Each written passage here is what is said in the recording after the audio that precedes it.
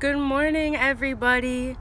It is Genesis, and I wanted to talk very briefly, like super briefly, and I wanted to do it on here so I could save it. You can probably tell I am still in pajamas. For some reason, I love to do videos like right when I wake up. You guys ever see me put myself all the way together, you're gonna be confused as to who it is. Like, oh my god. But what I wanted to talk about is that God is evolving as we are. Last night, my boyfriend and I watched the finale of The Good Place, which we love. Like, we rewatched seasons 1 through 3 so that we could watch 4. And I realized something. Like, I really finally understood, right? The whole meaning of life. Like, people, hey baby, it's good to see you. Good morning. Good morning. Good morning. I love you. Okay.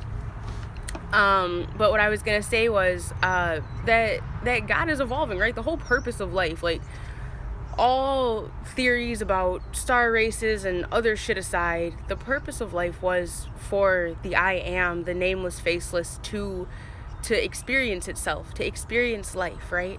And that's what each of us are doing. We're each on a soul journey to experience life, to understand, to be, and to become.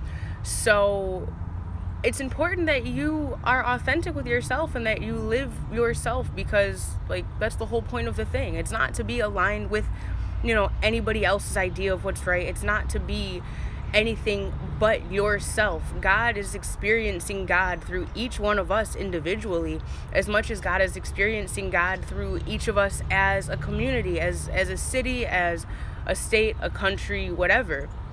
These are all God experiencing life in every facet. And that's not to say that God is not, timeless or all-knowing or infinite, because they are. However, source was and then put itself into all of this, and every angel, every deity, every ancestor, every day of your life is another expression and experience of God, and that is the divine trying to understand through us, right? Because he, she, they, them doesn't have a corporeal form unless we have it. He, she, it, they, them does not feel, or hear or experience bird song without having a body to experience it with. That is the point. To experience, to feel, to be. That's it. That's the whole point.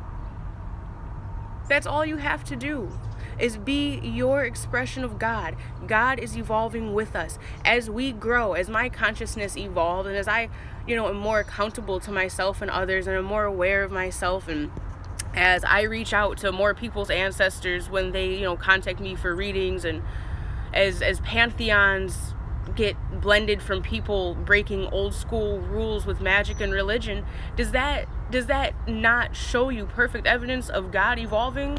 Like, you can know everything in the world, but if you don't have context for it, if you don't have understanding for it, that knowledge is empty. So God's infinite knowledge is being made full, is being brought to life, it's being expressed through us. So really, we are that living word. And with that note, the Bible and all other religions don't need the Bible. The Bible's not a religion.